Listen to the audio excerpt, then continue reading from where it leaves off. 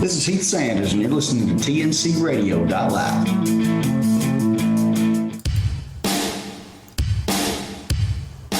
Good afternoon. Welcome to TNC Radio.live. This is the Truckers Network radio show. And now here's your host, Shelley Johnson. Thank you, Tom. I appreciate that. Yes, this is the Truckers Network radio show on TNCRadio.live, where we offer the news, sports, traffic, weather, information, and entertainment our commercial drivers want and need. The crypto world has been rife with ups and downs, with hacking attempts and now alleged fraud, with the biggest news on the FTX debacle, where $8 billion came up missing. Understandably, there are people who have invested in crypto that are nervous as the market goes down. Those who are still interested in buying into cryptocurrency also wonder where it's headed. We wanted to inform our listeners on the risks. Nicholas Weaver is a well-known crypto critic. Nick is a lecturer at Berkeley and senior researcher at the International Computer Science Institute in Berkeley. He's also chief mad scientist at Scary Technologies. Nick penned an open letter to Congress signed by 1,500 technologists urging lawmakers to be skeptical about crypto. He's been quoted by major media outlets, most recently on Bloomberg TV. Nick maintains crypto is really nothing short of a Ponzi scheme and does not work for its intended purposes. We wanted to learn more, so we invited Nick on the show. Welcome, Nick. Thank you for being with us. Thank you very much for having me. I was wondering, before we talk about why crypto's not a good idea, could you kind of explain to our listeners how cryptocurrency works and what blockchain technology is? Okay, so let's actually think of an analogy. We want to build a payment system. And we have in the public square a set of stone tablets that has everybody's bank balance on. And if I want to pay you 10 quatlus for my winning bet on the green thrall, I write you a check, hand you the check, and you look on the stone tablets. You go, does Nick have the right balance? Yes, he does. And now what you do is you talk to the stone carvers who add that check to the list of all the previous checks in history. And so the idea is that's basically what Bitcoin does. So Bitcoin, the checks are what's known as pseudonymous. So instead of Nicholas Weaver, it's some long random looking string. And the checks are cryptographically signed. And they go through this lottery process to construct the stone tablets recording the previous checks. But that's it. That's the basic idea, is a electronic payment system. And the key feature of it is that you don't have to have trusted intermediaries, that the construction of the stone tablets is such that it basically is consensus of a lot of people. So no individual is responsible. And that's it. So in your analogy, you're saying the stone carvers don't have anything to do with the success of the transaction. Well, the stone carvers are the ones who record the transaction, right, so that anybody in the future can know that you're up, I'm down, and everybody's balance. Right, but they don't have authority to move money from one tablet to another. They just write down what they're told to write down. Yes, they do not have the authority because they can't create a new check. So thanks to the miracles of modern cryptography, anybody can verify that a check I wrote came from me, but nobody else can write a check that says it's coming from me unless you steal my secret. Right. Why is that important? So that allows us to make these statements that work publicly. So I can write a check to you, hand you the check. You can know that it's valid because it's cryptographically signed by me. Anybody can know that the check is valid because it's cryptographically signed by me, but only I could create the check. Well, I or somebody who breaks into my computer. So that puts us in a position that I can trust that when you sent me this check, that it's good, that yes, it has the money it says it has. Not necessarily that it has the money that it says it has, but that the check is validly created. Then you look at the ledger of all the previous canceled checks throughout time. You go, oh, Nick actually does have some balance. That check is good if I can get it added to the ledger. Okay, so I see all the checks throughout time, including how you got money at some point. Yes. Do I see how much money you got? Yes. So I can know what your balance is. Do I know everybody? Correct. I can know everybody's balance. Everybody's balance is known, but everybody's balance is just identified by a set of large random numbers. So from that perspective, think of it as a giant Swiss bank account where everybody in the bank knows how much every other account has, but you don't know who holds the accounts. Okay, so how do I know you're good for it? I guess I'm lost in that part. So the check says it's not from me, but from my account number. And so you can look up the balance of my account number and know that the balance is good. Okay. So what did you say this denomination of money was called? Well, I used Quatloos because I'm a sci-fi geek, but this is basically Bitcoin. Okay, so Quatloos. So I know you've got 1 million Quatloos. You've sent me a check for 10,000 Quatloos. Now I can see that you have 1 million minus 10,000 Quatloos, and do I do something to process this? Yes, you take your check and hand it to the collective that keeps that ledger of everybody's balance. And that check that you got is stapled onto that. So now it's not just you're up 10,000 Quatloos, but everybody knows you're up 10,000 Quatloos because that check is now recorded. Right. But they don't know it's Tom. They know it's 178373489. Correct. Right. Okay. Now, is there a risk with this transparency to hacking? Yes, because the problem is our normal banking system has what's known as reversibility. There's an undo button if things go wrong. Okay. And that means you aren't solely reliant on preventing fraud, but you can detect and respond to this. If somebody breaks into your computer and is able to get your private key or trick you into doing a signature or anything else, they can transfer all the money and there's no recourse. There's no undo button in the system. So everything's gone. Everything's lost.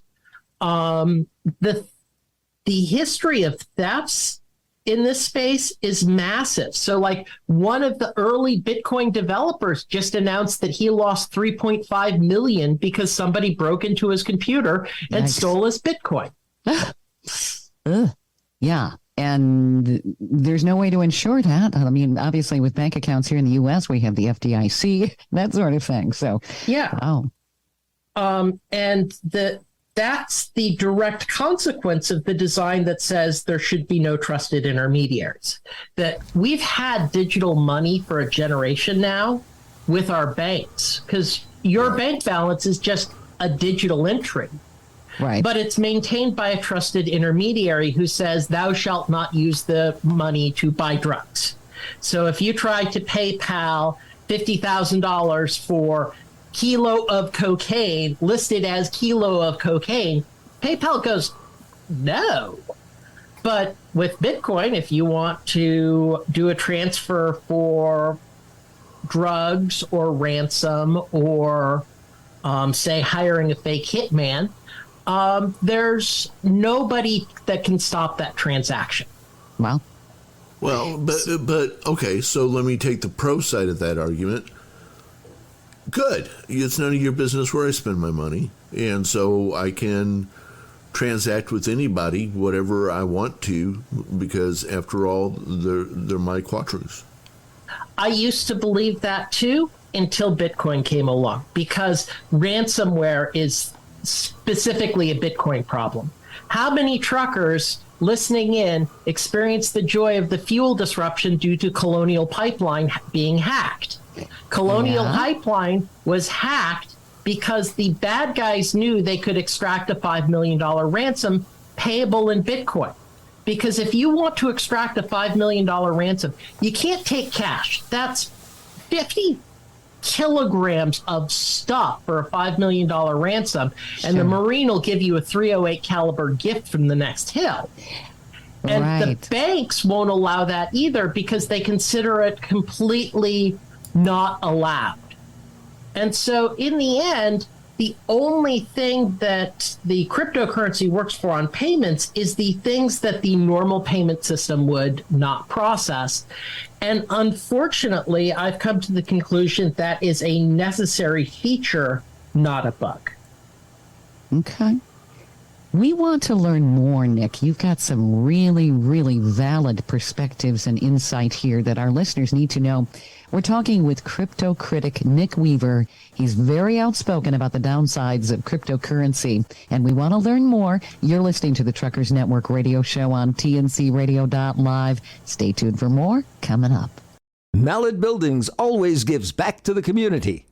At the recent Night at the Gatsby Gala, which was presented by McNeese to benefit the McNeese Athletic Foundation, Lee Malek donated over $23,000. His generosity and continued support will serve the student athletes, coaches, and support staffs well into the future.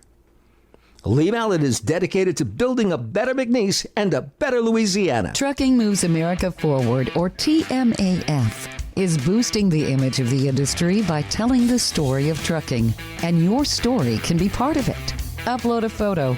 Tell us what you love about trucking. Or send us a story about a good deed or charitable act in trucking. Be sure to follow us on social media and contact us through truckingmovesamerica.com. That's truckingmovesamerica.com. This blog on tncradio.live is brought to you by the Truckers Network at app.thetruckersnetwork.net. 5 best scenic drives for truck drivers. One of the many benefits of being a truck driver is traveling the beautiful United States. Truck drivers spend their life on the road. Although they may get tired of driving, there's still routes and attractions most look forward to seeing. Whether it be cruising down the coast to California, driving in the Smoky Mountains, or passing through the Arizona desert, truck drivers all have their personal favorites. Here are the 5 most beautiful scenic drives rated by truck drivers. Pacific Coast Highway. The Pacific Coast in California, also called Highway 1, is one of the most iconic scenic drives in the United States. Driving along the Pacific Coast reminds you of a movie or TV show. It's about 650 miles long and runs from Capistrano Beach in Orange County to Leggett in northern Mendocino. San Juan Skyway. San Juan Skyway, a scenic byway in Colorado, is known for its million-dollar views. The byway goes across the San Juan National Forest and has provided truckers with beautiful views of the mountains and landscape. Beartooth Highway. Beartooth Highway in Montana is a 68-mile byway that runs through southwest Montana and northwest Wyoming and goes into Yellowstone National Park. Along this drive, you'll see one of the most diverse ecosystems accessible by vehicle in the United States. Keep in mind that the scenic highway closes in the winter due to adverse winter conditions and typically opens up on Memorial Day weekend. I-64 in West Virginia. West Virginia has some of the most beautiful landscapes on the East Coast. Driving down I-64 in West Virginia feels like you're in a painting. If you have time to stop along your truck route, check out Tamarack, located just off I-64 in Beckley, West Virginia. Tamarack is a unique culture center with art from local artisans and delicious food. If you want the full Appalachian experience, check out Tamarack. Utah's Route 12. Utah's Route 12 is one of the most scenic routes in the United States. It's often called the All-American Road. Also, there are 2 national parks at each end of the road, Bryce Canyon and Capitol Reef, and many other unique scenic views. This info blog was brought to you by the Truckers Network at app.thetruckersnetwork.net. Be sure to catch the Truckers Network radio show with your host, Shelley Johnson, weekdays at 3 p.m. Central, 4 p.m. Eastern, right here on tncradio.live.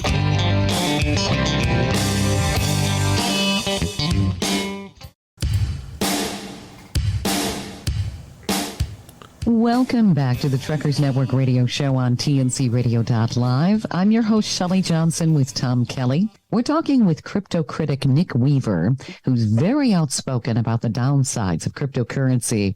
Nick, oh my goodness, you're giving us such great information. What I wanted to know is, why don't you like cryptocurrency? Why do you consider it to be a Ponzi scheme as well as gambling? So I'm what call a savvy investor.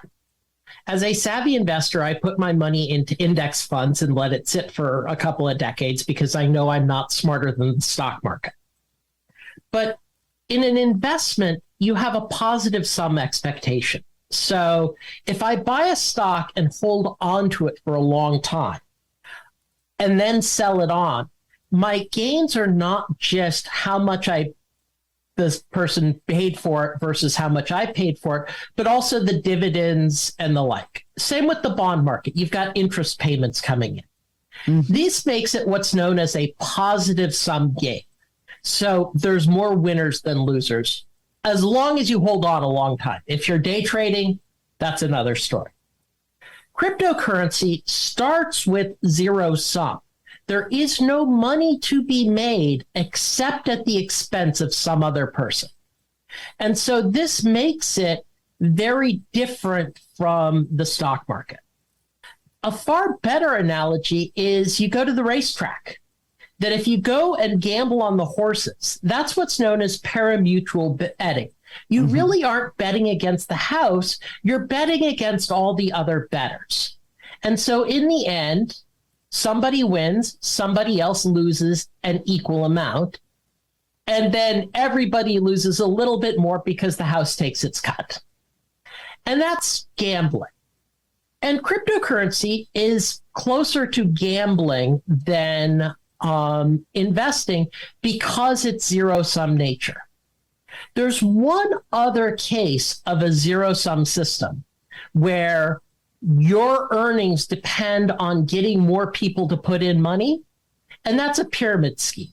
Mm-hmm. So at heart, the only way cryptocurrency can make you money is in the pyramid scheme model where you got out first. And so that's why I like to say it's a self-assembled Ponzi scheme. And then when you start taking it apart, it just gets worse and worse as you look inside. So it's what I call a turducken of scamitude. So it starts with the basic zero-sum nature, with the mining burning up billions of dollars. So the net is very deeply negative. And then on top of it, what happens is that the cryptocurrencies themselves are very poorly regulated, very lightly regulated. And so as a consequence, basically, you only get scams. So you've probably heard about these initial coin offerings. Mm-hmm. These are scam stocks. You've heard about all these NFTs and manias on NFTs. Mm-hmm. Those are basically scam stocks. That it's basically the stock frauds that we saw before the SEC came into existence. Right. And the SEC just isn't bothering to, or hasn't been bothering to enforce the laws that say you aren't allowed to do these scams. Wow. So there's really no protection. You really don't know what you're buying. And people call it investing. You're correct. There's no value. If there's no value to begin with, I mean, when you're looking at stocks and bonds and that sort of thing, you see what the P&E ratios are. You see what the values are.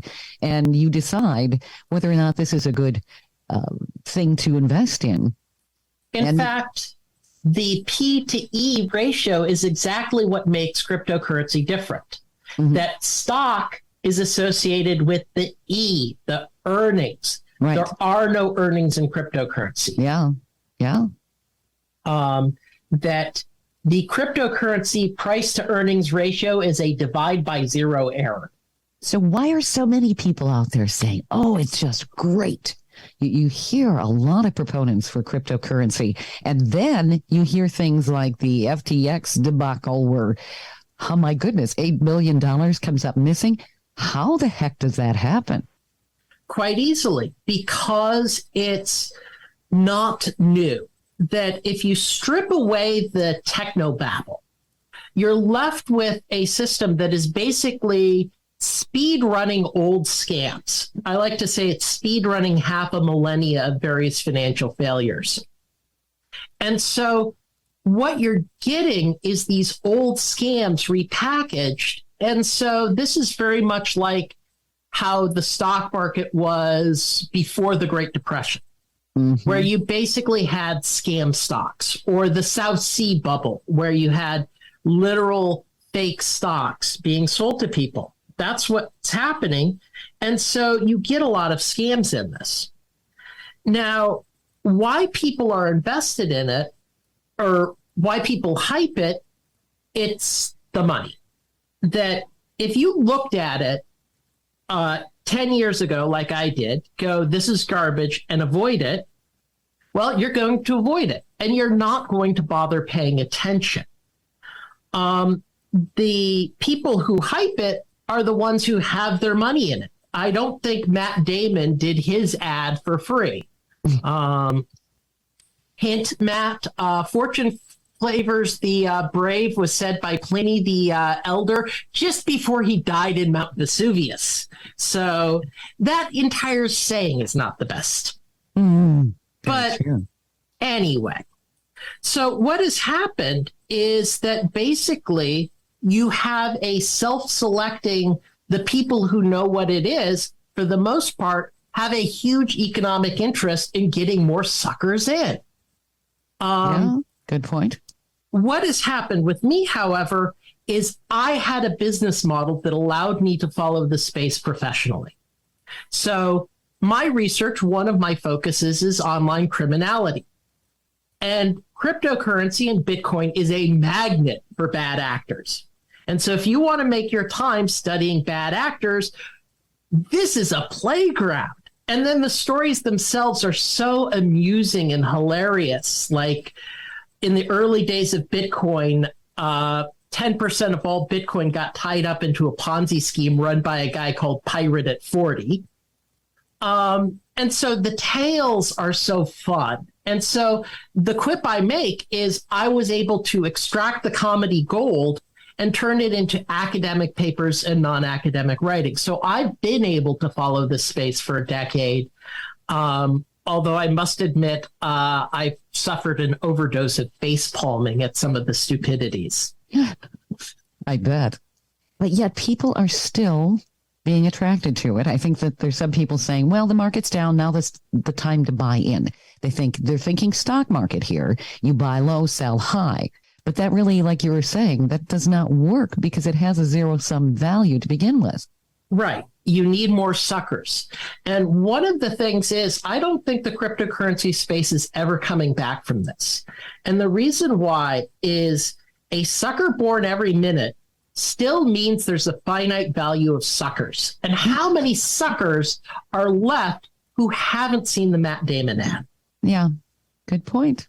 So is there any digital currency that is good, or should people just avoid that? I mean, I think the reason that people are proponents of cryptocurrency is they're saying it's a universal currency that can be used anywhere, and it's equal opportunity. And I have that in my pocket. It's called my Visa card. The thing is, we've had electronic money for over a generation, electronic payments for over a generation. And the cryptocurrency just removes the trusted intermediaries that make the systems work and usable. So if your credit card gets stolen, you're not out money, etc. And even in the thing of, hey, couldn't this bank the third world?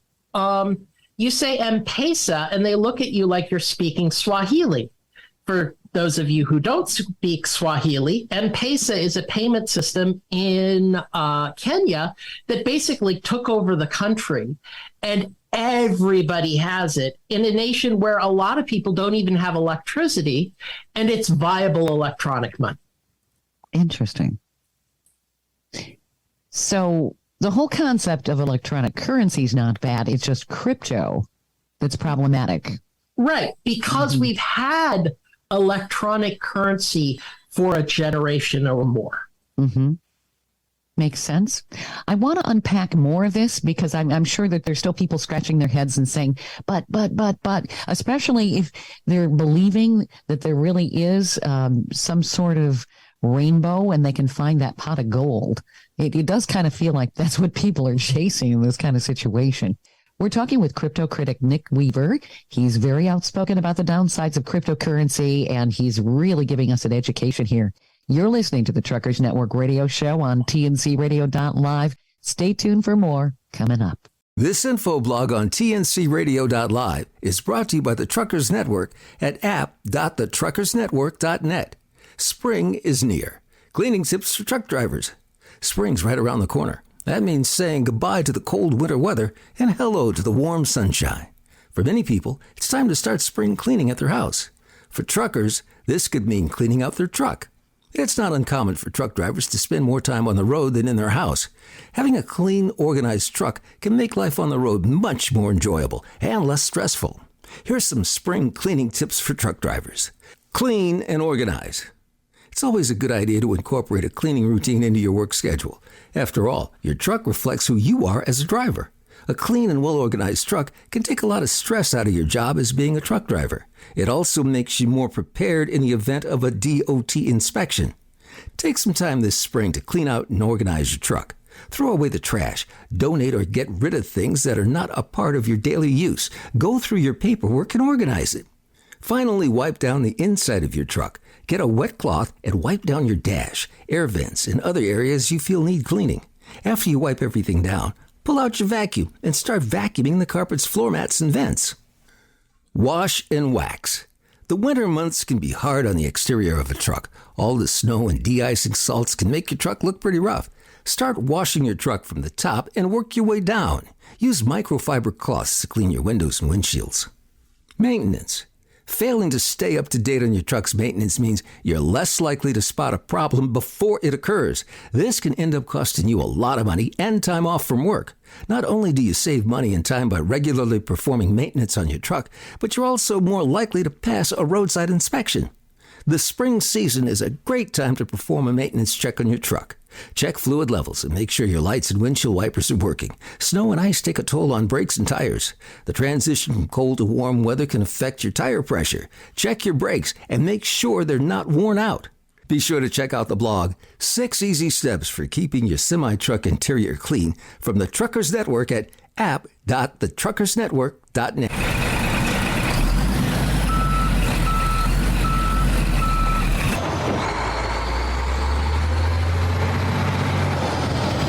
Hey, what's up? This is Logan Mize, and you are listening to TNCRadio.live.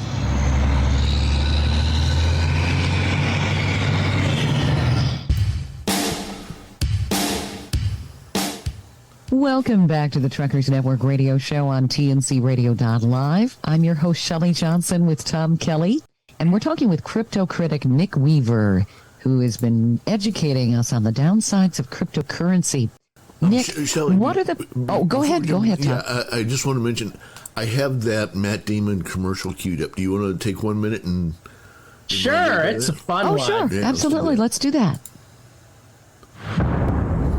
History is filled with almosts, with those who almost adventured, who almost achieved, but ultimately, for them it proved to be too much.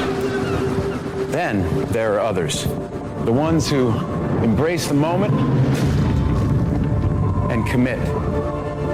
And in these moments of truth, these men and women, these mere mortals, just like you and me, as they peer over the edge, they calm their minds and steel their nerves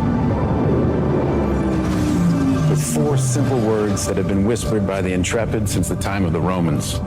Fortune favors the brave.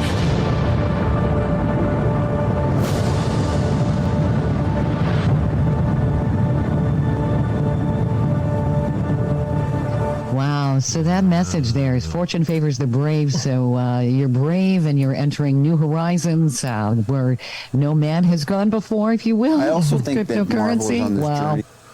Yeah, it's a really well done ad, except for the problem of it's basically an advertisement for what we would call a bucket shop, which is a scam stock exchange back in the 1920s where people could gamble on stocks without actually having stock be held. And okay, they may or may not have the cryptocurrency they promise to have. But one of the things that's been a long history of cryptocurrency exchanges like, crypto.com is they actually don't keep the cryptocurrency around. They loan it to other people. They loan it to their affiliated entities. This is what happened with FTX. FTX, people deposited their cryptocurrency, and rather than keeping the cryptocurrency safe, FTX loaned it to Alameda Research, which is the same company, which then spent it on things like, massive homes in the Bahamas, and invested into Ponzi schemes and more Ponzi schemes. And you were going to talk about the Ponzi schemes. You said that there are tons of them in the cryptocurrency space. Yes. So the cryptocurrency space itself, I like to put as a Ponzi scheme, but there are specific schemes within it. So back in 2013, in the early days of Bitcoin, the first Bitcoin wave, where people discovered, hey, you could buy drugs online. There was this guy on the Bitcoin Talk forum who claimed to have a super secret way of earning 20% weekly interest through arbitrage. They love the term arbitrage. And at the time, 10% of all the Bitcoin in existence got invested in this guy. The Bitcoin community so believed it that the head of the editor of Bitcoin magazine at the time bet $90,000 that this was legit. And so, in fact, what people would do is they would invest in this scheme and then invest in the bets just in case it goes bad as a hedge. And then there were pass-through funds where, the guy was being a bit selective. So rather than he won't let you invest directly, but you can invest in this fund that will invest in him, and the fund takes a couple percent. And this was all fine and good until a week or so after the big bets got placed that it was legit, that it all imploded as a Ponzi scheme. And the most ridiculous part about it is not only was it such an obvious Ponzi scheme, but the Ponzi scheme was Pirate Savings and Trust run by a guy calling himself Pirate at 40. Good old Jimmy Buffett song. And that was 10% of all Bitcoin. And then this recent collapse was triggered by a collapsing Ponzi scheme. So there was this stable coin, Terra, and this volatile coin, Luna, that effectively what you could do is take your money, put it in as Terra, earn 20% a year interest, payable as Terra, but since Terra is bound to the dollar, this was basically a Ponzi scheme. Now, this collapsed spectacularly. But the thing is it didn't collapse on its own. So a lot of people put their money in Voyager or Celsius or BlockFi. And what these companies would do is they would purport to lend out and give you a 12% annual return. Most of these were doing either one of two things. Celsius was literally running its own Ponzi scheme, apparently. And Voyager and BlockFi were loaning the cryptocurrencies and the dollars that people would invest to this outfit called Three Arrows Capital, which was then investing in Terra Luna. So they were not even Ponzi pass-through funds. They were Ponzi pass-through funds squared. And It gets even better. So Gemini, the quote-unquote most reputable cryptocurrency exchange, had a earn product where you could deposit your cryptocurrencies and your stable coins and get 12% interest. That was lended to not to Genesis. That was Gemini lended to Genesis, which lended to Three Arrows Capital, which invested in the Terra Luna Ponzi scheme. So the Winklevoy at Gemini were literally running a Ponzi pass-through cubed. Your money that was supposedly on deposit was lent to somebody, to lend to somebody, to lend to somebody, to invest in a Ponzi scheme. Wow. And on it went, just a big logarithm. Yep. And what has happened is Warren Buffett has a saying, it isn't until the tide goes out that you know who's swimming naked. The problem is in the cryptocurrency space, all the actors are nudists. I like that metaphor. Yep. And even the most reputable exchange, the supposedly regulated Coinbase. Coinbase is the most reputable cryptocurrency exchange in the U.S. If you read the fine print, if they go bankrupt, your cryptocurrency is gone. No liability on their part whatsoever. Yes. This is very different from the stock market, where if your broker goes bankrupt, there's SIPC insurance, which is basically the brokerage equivalent of FDIC, and you're protected for 250 grand worth of stock, 250 grand worth of cash, and there's all this auditing infrastructure to make sure that they don't go bankrupt in the first place.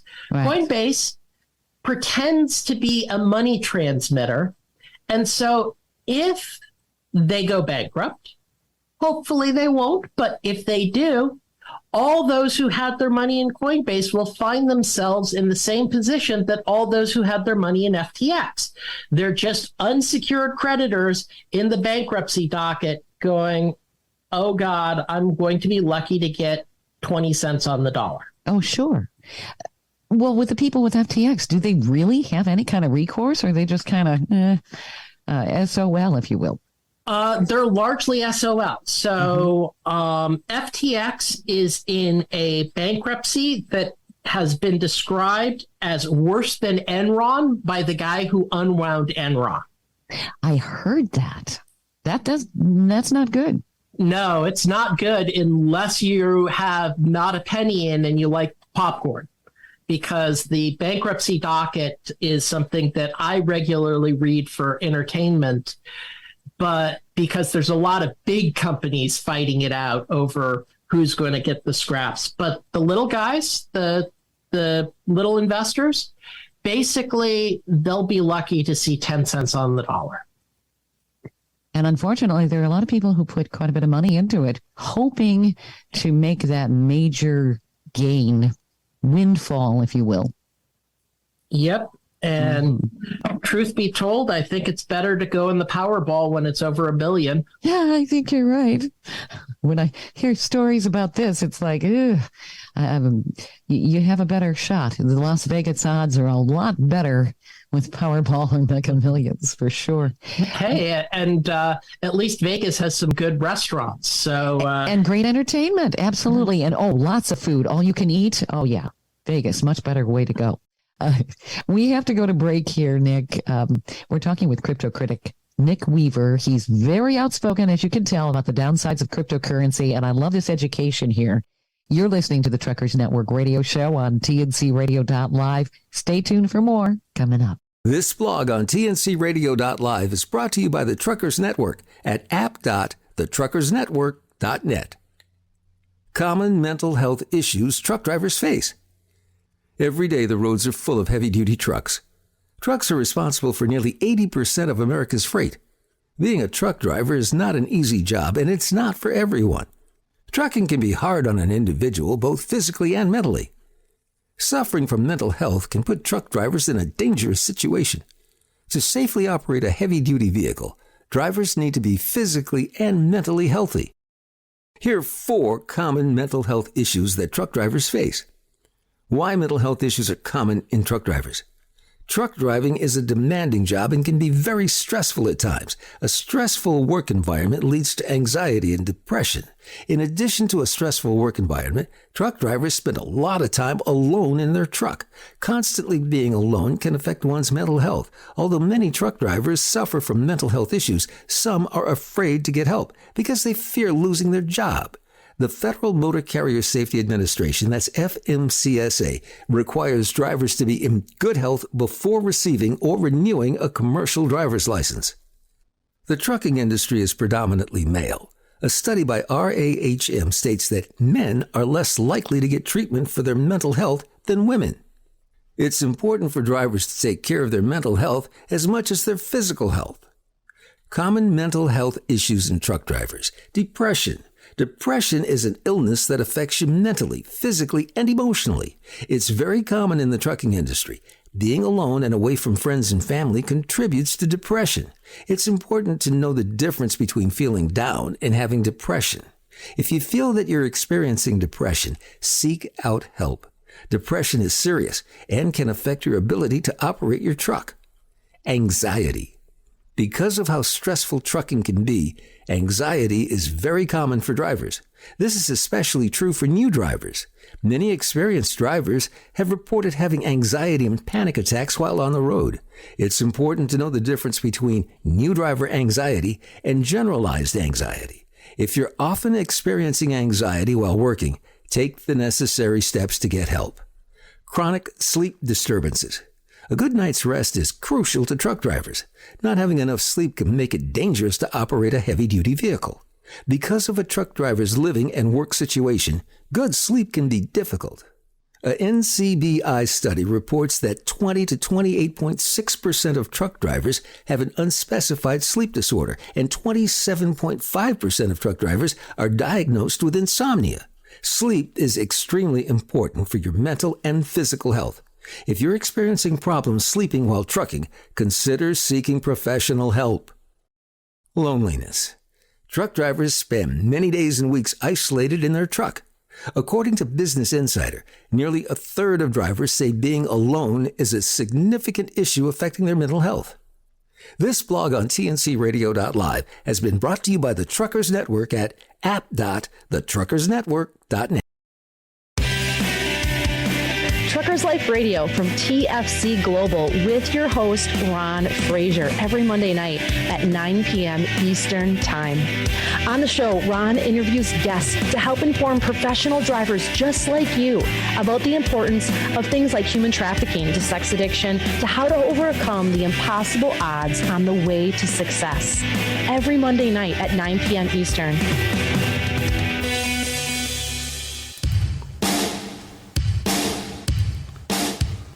Welcome back to the Truckers Network radio show on TNCradio.live. I'm your host, Shelley Johnson, with Tom Kelly.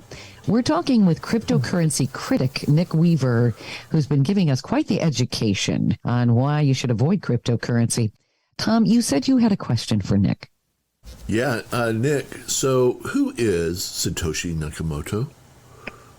We don't know, and it doesn't matter unless you're a believer in Bitcoin. Okay, well, so let's explain. Yeah. So Bitcoin was proposed by this pseudonymous dude. We assume it's a dude, and we assume it's an individual, but it could have been a couple of people, on a cryptographer's mailing list. And he went by the pseudonym Satoshi Nakamoto. And he was a pretty good coder, slightly weird cryptographer, some ideas that at the time were actually technically pretty interesting, but in retrospect have proven to be not so effective.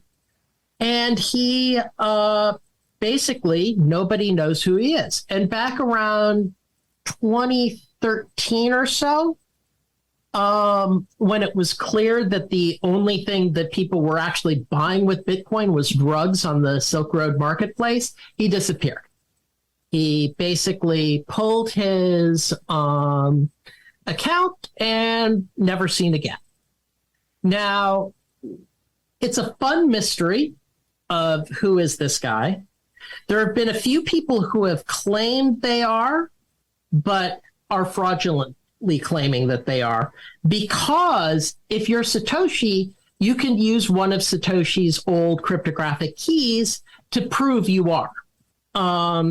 And so there have been a couple of idiots who've claimed they're Satoshi, but who are unable or unwilling to actually prove it.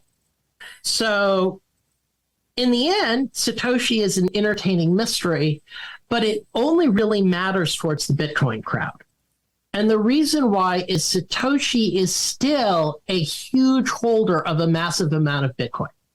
So if Satoshi wanted to, he could literally destroy the value of Bitcoin in 30 seconds by taking that Bitcoin and just dumping it onto the market for sale. That's the only reason to really care about Bitcoin, care about Satoshi. At the same time, Satoshi has become kind of this cult-like figure, this sort of Jesus of the cryptocurrency who came down on from heaven and granted the peons the world of Bitcoin.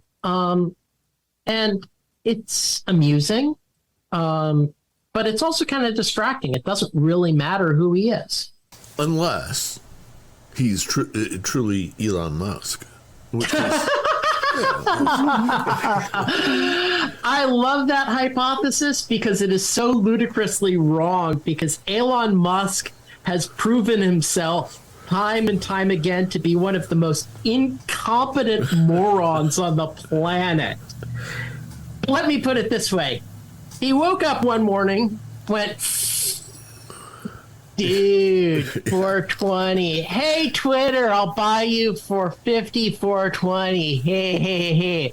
And then the Twitter board goes, okie doke, here's a binding contract that basically signed in blood. There's no way you're getting out of it. Elon went, dude, yes. While all his lawyers in the background were going, no, you idiot, no! And the rest is history. Yeah. What about this guy, Nick Szabo? Could be. Don't know. Who's Nick Szabo? He's one of the cryptographer types. I'm not really familiar with the reasons why people think he might be it, but he hasn't been publicly claiming to be. He invented BitGold, which came before Bitcoin. It has some of the same ideas, and there's no reason to think he isn't. But there are other. I mean, there's a casting. To me, I get what you're saying, Nick, and I totally agree. At the end of the day, it just doesn't matter. I just find it intriguing, and I think Shelley does too, that there's this mystery out there. I mean, to me, it goes to show you part of all the shadows and Ponzi schemes that are out there. The fact that we don't know who this person is, who actually created it, just kind of shrouds it more in, this has to be BS, because the person who invented Bitcoin, if it was a person, you would think at some point would want to stand up and say, hey, it's me, unless they knew the whole thing was a Ponzi scheme, was eventually going to fall in on itself anyway, in which case it makes perfect sense that they would create a pseudonym and run from there. Or what I think is most likely is they saw that it was shaping up to be a disaster, that it was only usable for drugs, etc., and wanted nothing more to do with it anymore. Right. That could be. Yeah, that's basically what I'm saying. Hey, unless you knew from the very beginning this was a house of cards and you don't actually want to associate your name with it, then that kind of. But to me, it's tell me some other, really important invention. And you see that, I know people couldn't see the Matt Damon commercial, but as he's walking around through this museum type structure, he's looking at some of the greatest things that have happened in humanity, from space travel to Kitty Hawk to whatever, and then associating this with that fortune favors the the brave. The all of those people you can identify. You know who Neil Armstrong is. You know who the Wright brothers are. This shows you that because you don't even know who this guy really is, this Nakamoto person, it's just part of, I think it leads credence to your theories that the whole thing's a scam to start with. Yeah, that makes sense to me.